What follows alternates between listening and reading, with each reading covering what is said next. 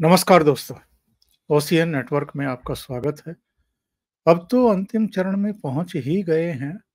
बस कल का और परसों का दिन बीच में है। 1 जून को न केवल अंतिम चरण का वोटिंग होगा, बल्कि शाम होते-होते ये संकेत, संदेश या जिसको कहते हैं कि बिगुल बजने वाली जो आवाज़ें होती हैं, वो भी सुनाई पड़ने लगेंगी फ़िज़ा में और पता चल जाएगा कि नरेंद्र मोदी ही तीसरी बार देश के प्रधानमंत्री पद की कमान संभालने वाले हैं। जो हम डे वन से कहते आ रहे हैं, बल्कि तब से कहते आ रहे हैं जब से चुनाव की प्रक्रिया शुरू भी नहीं हुई थी, आचार संहिता भी लागू नहीं हुई थी।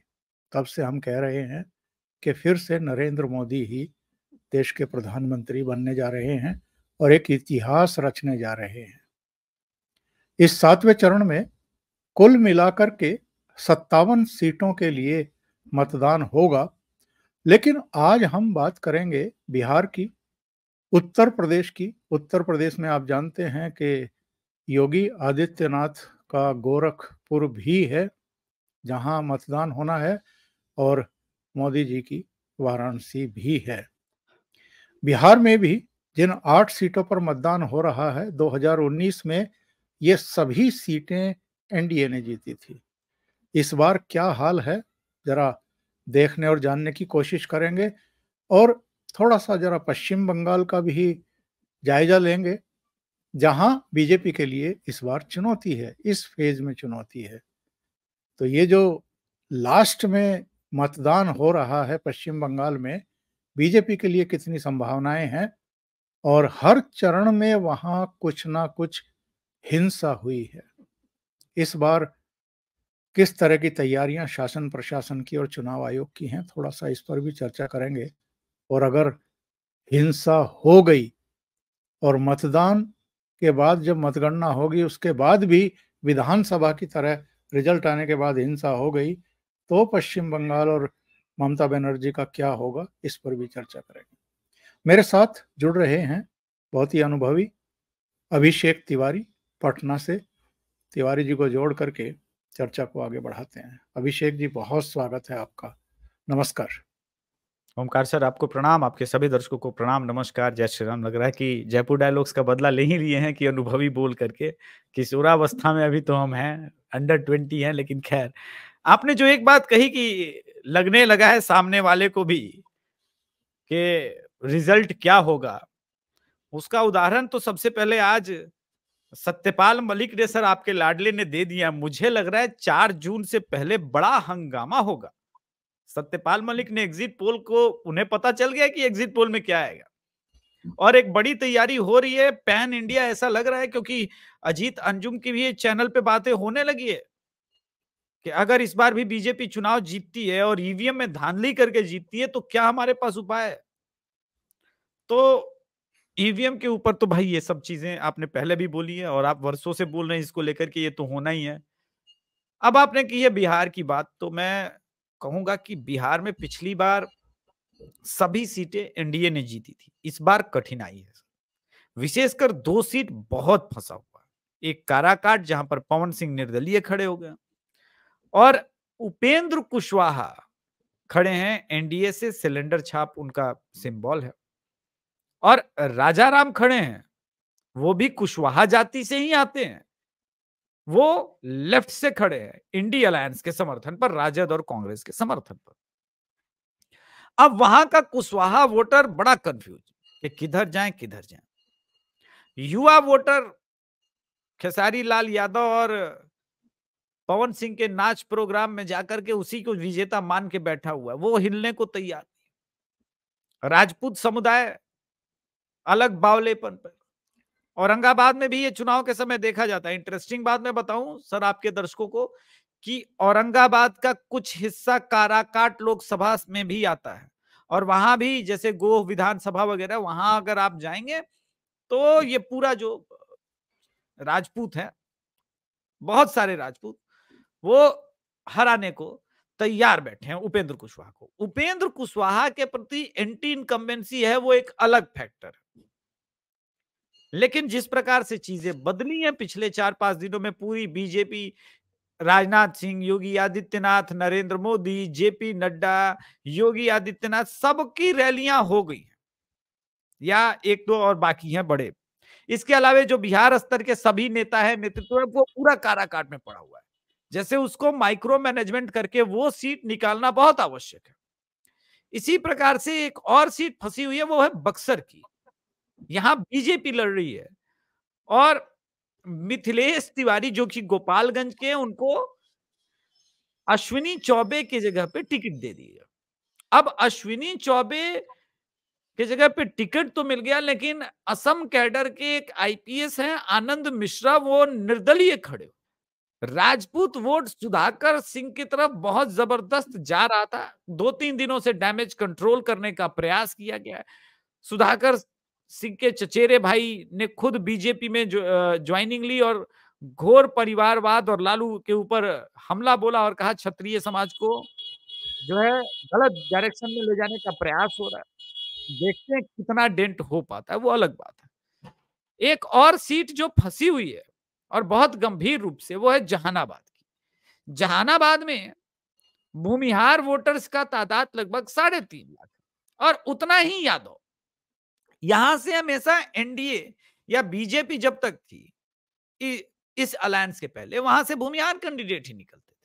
अरुण कुमार आखिरी बार 2014 से भूमिहार सांसद बने, लेकिन जदयू के हिस्से में जब ये सीट गई तो चंद्रवंशी को ये टिकट दे दिया गया।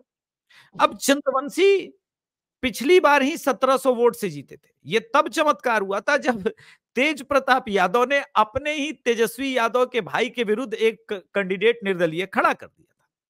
इस बार दो भूमिहार कैंडिडेट, आशुतोष और अरुण कुमार, जो कि 2014 में सांसद का चुनाव एनडीए से आरएलएसपी से जीते थे, वो भी खड़े हो गए। भूमिहार वोट पूरी तरह से रिजेक्ट कर चुका है एनडीए को, बोल रहा है इस बार नहीं देंगे, हम नहीं देंगे वोट। मोदी जी 543 में 542 जीत जाए, लेकिन जहानाबाद नहीं जीतेंगे। ये डैमेज कंट्रोल करना बड़ा मुश्किल हो गया है। भूमिहार के बड़े बड़े नेता वहां जा रहे हैं, कस्मे वादे खा रहे हैं कि अगली बार से दे देंगे, इस बार गलती हो गई है, इस बार माफ कर दीजिए। लेकिन क्या भूमिहार समाज माफ करेगा? मैं जितना जानता हूं, जितना समझता हूं, बहुत टफ है ये सीट। लेकिन ये सीट रोचक तब हो गया कि कुछ अगर डैमेज कंट्रोल हो जाए तो एक और है, यादव खड़े हो गए कैंडिडेट निर्दलीय जो पूर्व विधायक हैं, और उनको ऑल इंडियन इत्तेहाद मुसल्लमीन का समर्थन मिल गया। अगर पिछली बार की तरह भूमिहार वोट सिर्फ 30-40 हजार तक ही बट के सीमित रह जाता है और बाकी मोदी जी और एनडीए के नाम पे वोट पड़ता है। देखिए एक बार, इस बार क्या हो रहा है, बिहार में कई सीटें हैं जहां पर मोदी जी के नाम पर वोट नहीं पड़ रहा है।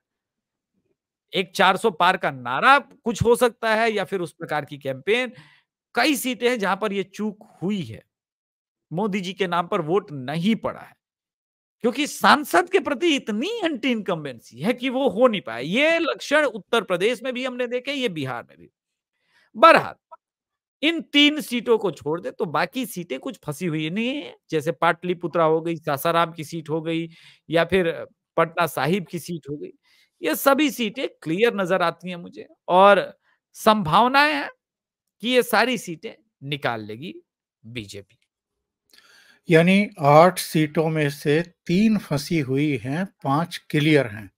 और अगर हम ओवरऑल बात करें अभिषेक जी, जो अब तक जितनी सीटों पर, यानी सभी सीटों पर हो जाएगा, 8 सीट ये हो जाएंगी 1 जून को।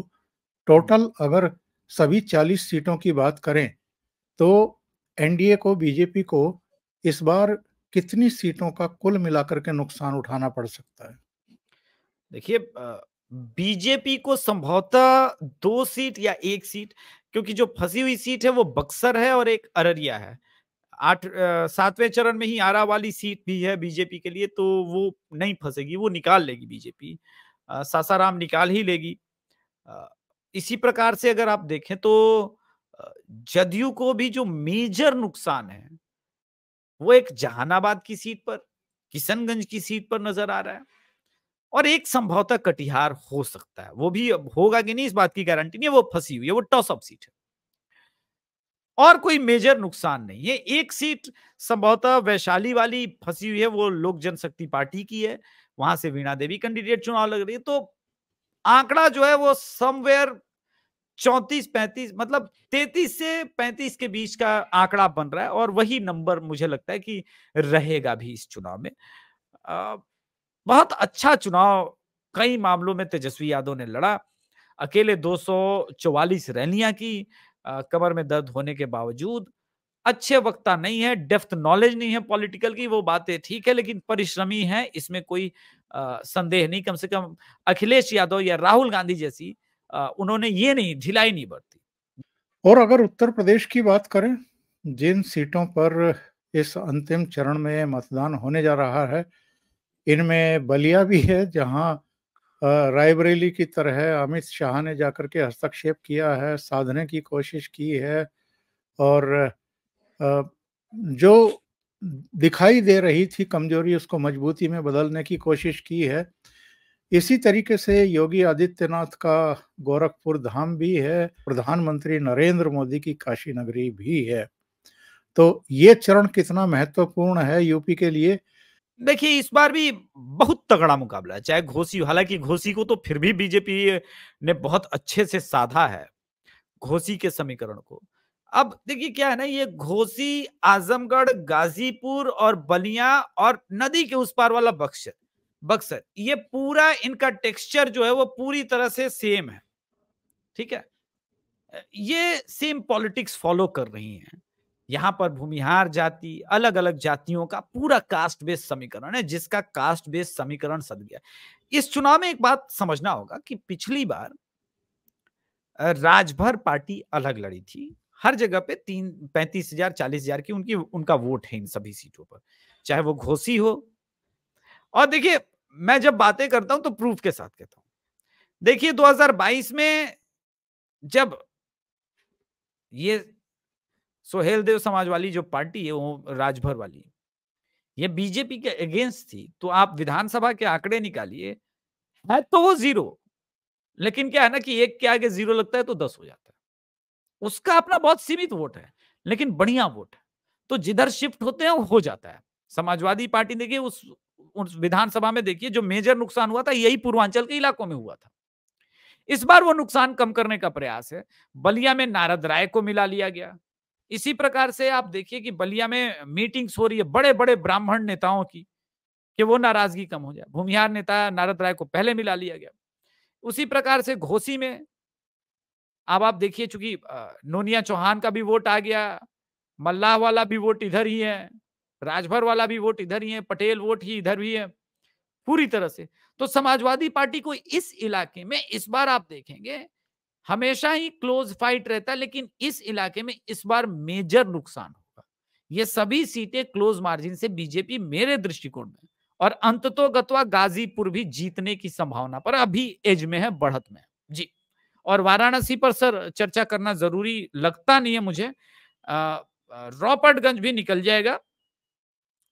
गोरखपुर पर मुझे कोई डाउट नहीं है। कुशीनगर है जहां पर विजय दुबे लड़ रहे हैं, वहां पर ठीक ठाक ब्राह्मणों का ही है, और अखिलेश प्रताप सिंह के अगेंस्ट एक चौहान साहब को खड़ा कर दिया मायावती ने, बड़ा स्मार्ट मूव। तो वो सारी मूवमेंट है, वो सारी चीजें देखने लायक है। रॉबर्टगंज भी बीजेपी निकाल लेगी सर, तो बीजेपी ऑलमोस्ट इस बार सारी सीटें जीत जाएगी। बिल्कुल सही बात है। गोरखपुर की क्या रिपोर्ट है? गोरखपुर में तो फिर से चुनाव मैदान में है रवि किशन, और बीच में कुछ कंट्रोवर्सीज भी उनको लेकर के खड़ी करने की कोशिश की गई थी। कौन था उसके पीछे, ये भी एक रहस्य बना हुआ है। लेकिन रवि किशन के भी रास्ते में किसी तरह की कोई बाधा तो है नहीं, क्योंकि वहां तो योगी जी का ही सिक्का चलता है। रवि किशन पहली बात गोरखपुर चुनाव अपने नाम पर जीत भी नहीं रहे। वहां का समीकरण पूरी तरह से अभी भी बदला हुआ है, जैसा मैंने पहले ही बताया कि अब कास्ट बेस्ड जो समीकरण होता है गोरखपुर का, वो पूरी तरह से ठीक है। और विधानसभा में भी सर जब हम लोग बात कर रहे थे, याद है कुछ लोग कह रहे थे 2 फंसी हुई है, 3 फंसी हुई है, और मैंने कहा था जयपुर डायलॉग्स पर और आपके भी चैनल पर डंके की चोट पे कि देखिएगा 7-0 हो जाएगा गोरखपुर में, और हुआ भी। तो मेरा ये मानना है सर कि गोरखपुर फंसी हुई है नहीं, और ये कंट्रोवर्सी जरा पहले हो गई। इस कंट्रोवर्सी को अगर छठे चरण में ये लगाते तो संभवतः कुछ फायदा होता, लेकिन अब तो वो डैमेज कंट्रोल हो चुका है, समाप्त हो चुका है, उससे बहुत आगे कहानी बढ़ चुकी है, तो कुछ बेनिफिट नहीं होता हुआ नजर आ रहा है। ठीक है सर, गोरखपुर भी निकल ही जाना है। अच्छा, इसमें पश्चिम बंगाल की तरफ बढ़ने से पहले आज मैं एक सर्वे देख रहा था। सर्वे क्या था, वो आकलन ही है, जिसमें कहा जा रहा था कि हिमाचल की 4 में से 3 बीजेपी जीत सकती है। ये एक कौन सी कम करके चल रहे हैं? कहीं कंगना रनौत वाली सीट मंडी पर तो मंडी किसी मंडी तरह का खतरा नहीं मंडरा रहा है। मंडी वाली सीट को ही कम करके लोग चल रहे हैं, लेकिन मेरा मानना है सर मंडी वाली सीट पर भी कंगना रनौत ही जीतेगी। देख लीजिएगा आप लोग रिजल्ट, क्योंकि मेरे पास भी फीडबैक कुछ है। वहां पर चूंकि मैं जा नहीं पाया था हिमाचल में, कि वो एक अकेला शक्तिमान तो हूं नहीं, कहाँ कहाँ ट्रेवल करूंगा। 15,000 से ऊपर करा लिए, गाड़ी की सर्विसिंग करानी है, लेकिन वो भी समय नहीं मिल रहा। अब 4 जून के बाद ही जो होगा सो होगा, कुछ दिन का विराम लूंगा।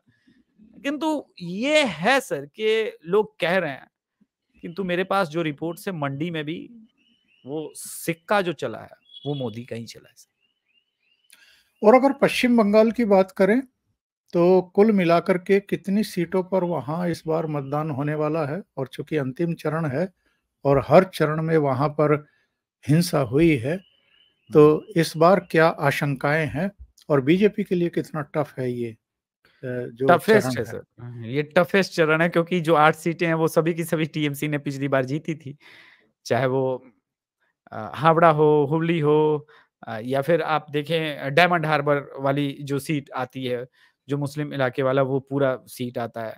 तो देखिए क्या है ना सर, इस बार समस्या है हावड़ा में ना हो, हुगली में है। और कई जगह पे बीजेपी जिस प्रकार से मोदी जी की का रोड शो और रैली आपने देखा होगा इस बार फिर से बंगाल में अंतिम चरण में जो हुआ है, वो धमाकेदार है। और कितनी पैनिक मोड में ममता बनर्जी, इसी से पता चलता है कि 144 लगा दिया था, बोला नहीं कर्फ्यू से हालात रहेगा, 4 से 5 लोग से अधिक मिल नहीं सकते। तो और ऊपर से देखिए किस्मत साथ नहीं दे रही है ना, वो वहां पे तूफान है, पूरे भारत में गर्मी पड़ रही, वहां तूफान आया। ये सारी चीजें होने होने के बाद भी बंगाल में एक मोमेंटम जो बीजेपी को मिला है ना, वो मोमेंटम मुझे लग रहा है इसमें से भी क्लोज, वो देखना पड़ेगा अंतिम समय में वोटिंग तक, क्लोज मार्जिन की कुछ सीटें 1 या 2 निकाल ले जाए तो आश्चर्य नहीं होता। मुझे नहीं लगता कि बीजेपी 23 से नीचे बंगाल में जा रही है। हाँ, कुछ-कुछ लोग तो कह रहे हैं कि वो 25 सीटें भी जीत सकती है हाँ, और कुछ ममता लोग तो 30 बनर्जी। भी बोल रहे हैं। जी हाँ, जी हाँ। अच्छा, अगर हम बात करें अरविंद केजरीवाल की, तो अरविंद केजरीवाल ने तो आज राजदीप सरदेसाई के साथ इंटरव्यू में एक तरीके से धमाका ही कर दिया और बता दिया कि 4 जून तक ये केवल मतलब के लिए एक दूसरे के हाथ में हाथ डाल करके ऊपर करके फोटो खिंचवा रहे थे। इन्होंने कहा कि ना तो हमने कांग्रेस से अरेंज मैरिज कर रखी है, ना लव मैरिज की है, और 4 जून तक है हमारा कांग्रेस के साथ गठबंधन, इसके बाद आगे देखेंगे। तो अब क्या इसने देखना है? तो अरविंद केजरीवाल ने तो पूरा इंडी अलायंस का भंडा ही फोड़ दिया एक तरीके से। ये सब मतलब के यार हैं। ओमकार सर, ये बात तो आप अपने चैनल पर, मैं अपने चैनल पर और अलग-अलग राष्ट्रवादी बताने का यही प्रयास कर रहे थे कि ये तो कोई अलायंस है ही नहीं, नेचुरल कभी था ही नहीं। अब चूंकि अरविंद केजरीवाल को पता है कि ये तो कांग्रेसी मुझे बचा भी नहीं पाएंगे, कुछ प्लान एबीसी तो रखना पड़ेगा ना। एक प्लान तो ये है कि पंजाब में रैली करते-करते गिर जाओ, तो हार्ट अटैक टाइप का कुछ आ जाए, माय लॉर्डशिप अब तो देना ही पड़ेगा। अब कैसे आप मुझे 2 जून को जेल भेज सकते हो? क्योंकि 7 की 7 सीटें तो वहां पे स्पष्ट लग रहा है कि बीजेपी जीत रही है। तो जब जीत रही है 7 की 7 सीटें, तो फिर कांग्रेस से अलायंस रखने का कोई मतलब नहीं है, क्योंकि अब तो विधानसभा चुनाव आ गया है और इसको बड़ा कॉन्फिडेंस है कि विधानसभा में तो हम ही जीतेंगे। और सच पूछिए तो मुझे भी कोई बहुत अधिक संदेह नहीं है, जिस प्रकार के मैं दिल्ली वासियों का, खास करके जो बिहार के भी लोग जाते हैं और पूर्वांचल के भी लोग कमाने खाने जाते हैं, उनका टेंडेंसी मुझे पता है। लोकसभा में मोदी को देखते हैं, लेकिन एक बड़ा वर्ग है जो विधानसभा में तुक्का पलटी मार जाता है, फ्री बिजली फलना ढिमकाना के नाम पर। तो ये दो तरह से वो वोटिंग है। तो वो देख रहा है इस चीज को कि कम से कम मैं जेल चला भी जाऊं तो सुनीता केजरीवाल को सही समय बनाने का। तो अभी उसको एक्चुअली 7-8-10 दिन बाहर का टाइम सिर्फ इसीलिए चाहिए कि पूरी आम आदमी पार्टी पे एक बार फुल कंट्रोल हो जाए। चड्ढा साहब को जो है वो भगवंत मान की जगह दे दिया जाए और चड्ढा साहब का राज्यसभा वाला थमा देंगे इनको। ये सारी लेकिन आज प्लानिंग प्रोसेस। आज तो सुप्रीम कोर्ट ने झटका दे दिया। जो हाँ, रजिस्ट्री है सुप्रीम कोर्ट की, उसने इनकी याचिका लेने से ही इनकार कर दिया। इसका मतलब ये है कि 2 जून को इनको सरेंडर करना होगा। अगर ये कोई नाटक नौटंकी ना करें, किसी रैली में गिर ना पड़े, बेहोश ना हो जाएं और अस्पताल ना पहुंच जाएं, तो अब इनको 2 जून को जाना ही पड़ेगा। नहीं, नहीं, वो गिरेगा ही गिरेगा सर। गिरना ही है सर उसको। ऐसे कैसे नहीं गिरेगा? तो मुझे भी पता है ना अरविंद केजरीवाल कहाँ तक जा सकते हैं, तो वो होगा ही होगा। आजकल मैं उन पे इंसाइक्लोपीडिया कर रहा हूँ, एक अलग रिसर्च सब्जेक्ट ही मैंने केजरीवाल जी को रखा है। वो अरविंद केजरीवाल जी ये सारी काम करेंगे और वो जेल नहीं जाएँगे, कुछ ना कुछ तो तिकड़म भिड़ाएँगे। भाई कम से कम हारने का ही सही, कम से कम 13 सीट पंजाब में लड़ रही है, एक बार चुनाव उन्हें देख तो लेने दीजिए। मोदी जी शपथ ले रहे हैं कैसे, वो तो देख लेने दीजिए। जेल तो जाना तय है, मैं भी जानता हूँ। और सुप्रीम कोर्ट को लेकर के बात मैंने 2 दिन पहले बोला भी था कि जिस प्रकार से छीछा लेदर सुप्रीम कोर्ट और देश की न्यायपालिका का एक पोर्श कांड को लेकर के, जो हिट एंड रन वाला कांड है, और उसके बाद अरविंद केजरीवाल के रिहाई वाले को लेकर के, और हेमंत सोरेन के बेल रिजेक्शन को लेकर के सेम पॉइंट पे हुई है। उसके बाद न्यायपालिका अब अपनी छीछा लेदर और नहीं करा सकता। तो जुडिशियरी को भी पता है कि भाई हो गया, तुम अपना राज्यसभा का जो भी डील किए होगे, जहां जो भी जैसा है, हमको बख्श दो भाई, बहुत गाली पड़ रही है, निकलना मुश्किल हो गया है और नहीं झेल सकते। तो ये सारी चीजें हैं। और दूसरी बात मैं हमेशा कहता हूं, जब समाज में परिवर्तन आता है आमूल चूल, वो देखेगा सुप्रीम कोर्ट भी ना, कि उसको भी तो दिख रहा है कि 4 तारीख को दमक चमक धमक के साथ, गाजे बाजे लाव लश्कर के साथ मोदी जी फिर से आ रहे हैं। मुझे मुगले आजम का वो स्टार्टिंग सीन याद आ जाता है, बा अदब बा होशियार बा मुलायजा, हैं? अकबर साहब पधार रहे हैं, वो कुछ ऐसा था।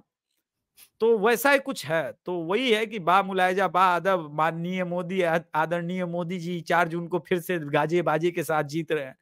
तो सुप्रीम कोर्ट को भी पता है ना कि इस बार अगर जीते और हमने ज्यादा तिकड़म भिड़ाई, तो वैसे ही 2 बार इशारा कर चुके हैं, क्या पता कॉलेजियम पे ही अगला टारगेट हो। तो बाल बच्चों का भविष्य देखना है, तो हमें भी अब वास्तव में न्यायपालिका को सुधारना होगा, और जो हमारा काम है न्यायाधीश का, हमें वो काम करना होगा। जी, बहुत बहुत धन्यवाद अभिषेक जी, जुड़ने के लिए, ओसीएन नेटवर्क के लिए इतना समय निकालने के लिए और कई बिंदुओं पर चर्चा करने के लिए। बहुत नमस्कार। बहुत बहुत बहुत आभार सर, प्रणाम।